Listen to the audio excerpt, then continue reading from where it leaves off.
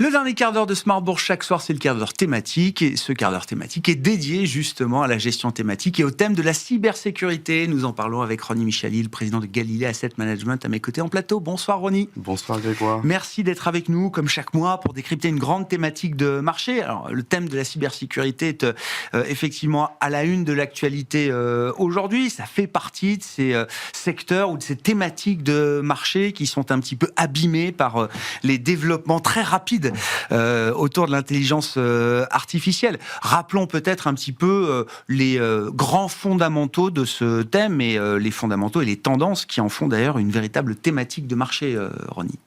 Absolument. Alors déjà, on va commencer peut-être par vous dire, Grégoire, qu'en 2025, les cyberattaques, elles ont coûté environ 10 000 milliards de dollars. 10 trillions, d'accord. Voilà, c'est ça. Donc, juste pour vous rendre compte, c'est à peu près le PIB de l'Allemagne et du Japon combinés. Donc, dans ce chiffre, on englobe tout ce qui est, toutes les ressources qui ont été volées, l'argent, bien sûr, les crypto-monnaies, beaucoup de vols de crypto. On a eu aussi les vols de données, tout simplement. Et après, on a eu le coût lié au rançon, donc ça c'est indirect. Les dommages indirects qui sont par exemple la perte de chiffre d'affaires, ou encore les coûts d'investigation, donc c'est vraiment énorme. Donc ça, bien sûr, ça va... Le risque cyber existe, il est présent, voilà. Et il est présent pour tout le monde aujourd'hui, je crois. Bien sûr, ça catalyse les fondamentaux de cette thématique. Et bon, puisque votre question porte sur les fondamentaux, chez nous, pour qu'une thématique soit vraiment considérée comme une thématique d'investissement en bourse, eh ben, il faut qu'elle soit structurelle, internationale et transversale. Et donc structurelle, ça veut dire portée par des méga-tendances. Alors il y a plusieurs méga-tendances qui portent cette thématique, bien sûr la numérisation, la digitalisation de l'économie, l'accroissement de la connectivité globale, aussi des thématiques en des méga-tendances en périphérie, la croissance démographique. Bon, on aura 2 milliards d'habitants en plus sur Terre en 2050. Il faudra bien sûr que ces 2 milliards d'habitants soient protégés également de ces menaces cyber. Et en plus, en général, les habitants sont multi-équipés, puisqu'ils ont plusieurs terminaux, téléphones, tablettes, etc., ou même au niveau de leur activité professionnelle. Donc ça, c'est vraiment des méga-tendances qui portent la thématique. Et aussi, on a l'explosion fulgurante des clouds, puisqu'aujourd'hui, tout repose sur les clouds et les data centers. Nos données, nos mails, nos photos, nos mots de passe, ils sont stockés. Et donc ça, évidemment, ça demande de la cybersécurité. Aujourd'hui, côté des pirates, on parle, et je vous avoue que j'ai un peu halluciné quand j'ai vu ça, il y a quelques temps maintenant, de Cybercrime as a Service. Ça veut dire qu'on a des plateformes d'outils malveillants qui sont finalement des systèmes d'attaque qui sont loués pour pouvoir faire du hameçonnage, du ransomware, du phishing, tout ça. D'ailleurs, on parle de RAAS, Ransomware as a Service, ou PHAAS, Phishing as a Service. Donc ça, voilà, c'est loué. Il y a une industrie du piratage. Exactement. Il y a une industrie pour tout. Et donc effectivement, les attaques, elles sont de plus en plus nombreuses. Alors, internationales, d'où elles viennent, ces attaques, principalement Russie, Corée du Nord. Ça, c'est des attaques qui sont généralistes, on va dire un peu de tout. Et ensuite, on a le Nigeria, surtout pour la fraude en ligne. Et un petit peu le Brésil, maintenant, qui commence à exporter, on va dire, des logiciels malveillants. Au niveau des boîtes cotées pour lutter contre la cybersécurité, principalement, c'est les US, le Japon, Israël, Taïwan. Voilà, ça c'est là où il y a le plus de boîtes. Mais en tout cas, le cyberespace, il est mondial. Et donc la problématique, elle est mondiale, elle est internationale. C'est une thématique qui a valu cher en bourse au cours des dernières années, qui vaut un peu moins cher depuis quelques temps, si on regarde la composante chiffrée justement de cette thématique cybersécurité. Absolument. Alors, c'est la pire thématique year-to-date en termes de performance, moins 15%. Ça s'est accéléré sur les derniers jours, on reviendra peut-être dessus. En 2025, c'est la 24e thématique sur 25 en termes de performance, seulement plus 4%. Donc loin des performances du MSCI World. Je vous parle de performance en dollars, pour bien comparer ce qui est comparable.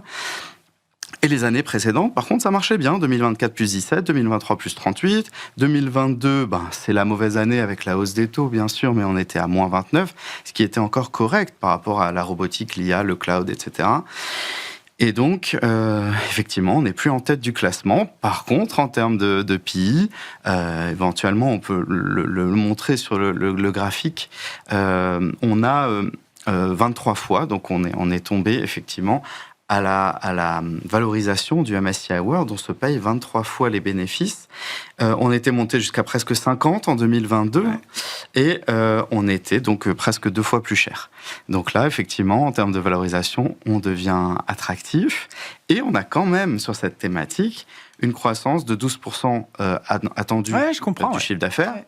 Sur les 3 prochaines années. C'est pas tant les perspectives qui ont changé que les prix qui ont beaucoup baissé, quoi. Absolument. Donc, performance de quelques sociétés, year to date, Zscaler, moins 36, CrowdStrike, moins 25, Palo Alto, moins 21. Oui.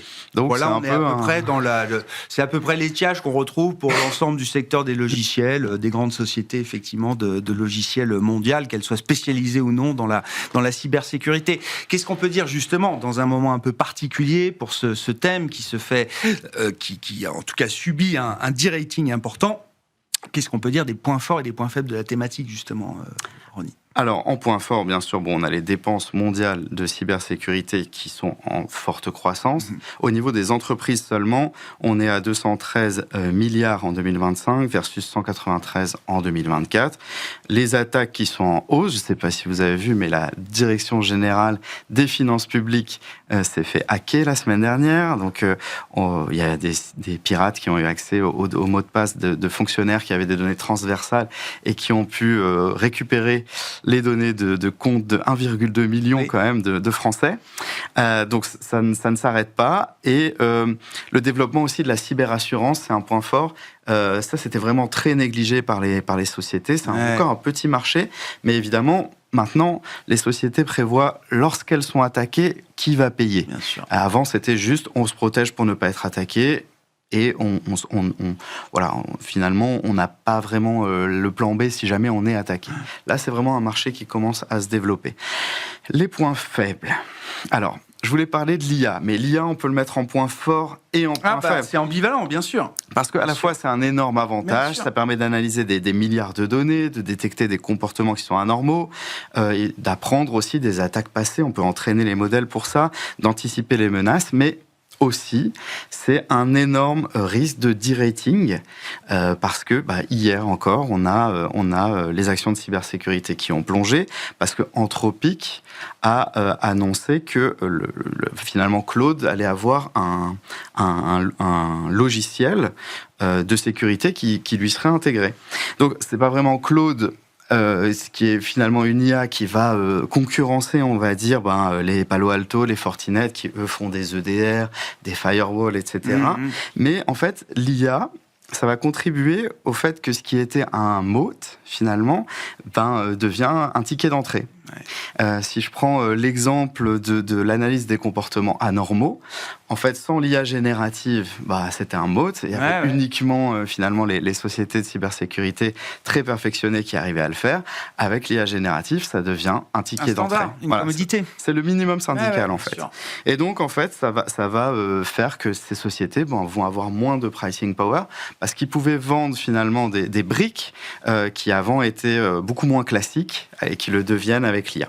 Et donc, c'est ça qui se paye aujourd'hui, plutôt qu'effectivement... La montée d'une concurrence nouvelle et une intensité concurrentielle que ces entreprises-là n'ont pas connue, en fait. Exactement. On ne va pas dire que des ChatGPT ou Claude vont remplacer des Forti ou des Palo Alto ou des CrowdStrike, mais ça leur permet d'avoir moins d'avantages comparatifs concurrentiels. C'est ça.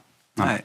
Bon, qu'est-ce qu'on peut dire du gisement qui existe aujourd'hui pour investir dans ce thème de la cybersécurité? Est-ce qu'il y a des fonds, des véhicules particuliers qui ont retenu votre attention, Ronnie? Absolument. Alors, 2 fonds et un ETF. Alors, On a d'abord le Pictet Sécurité. Alors attention, Pictet Sécurité, c'est pas que de la cybersécurité. Non. Il y a 51% de cyber à l'intérieur, et après vous avez par exemple des sociétés qui font de la sécurité physique des objets, etc. Okay. Voilà. Donc c'est pour ceux qui veulent y aller, mais qui veulent pas mettre uniquement de la cybersécurité. C'est la thématique sécurité au sens très très très large. Par contre, il faut avoir de l'appétence pour les valeurs US, parce qu'il y a 91% de sociétés US à l'intérieur de ce fonds, 4% d'Israël à peu près, qui est très fort aussi sur la cybersécurité. Ensuite, on a Allianz Cybersécurité. Alors lui, il est pure cybersécurité. Ouais. 93% d'États-Unis, 3% d'Israël, 3% de Canada. Voilà, on retrouve quand même les sociétés... Ça représente les forces en présence, quoi. Oui, tout à fait. Dans cet univers de la cybersécurité. Alors lui, il est plus petit que le Pictet. Ouais. Pictet, c'est 4 milliards, hein, il est quand même énorme ce fonds.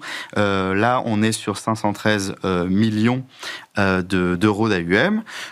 Et on a beaucoup de tech. Alors évidemment, c'est une thématique où on aura beaucoup le secteur de la tech qui est représenté.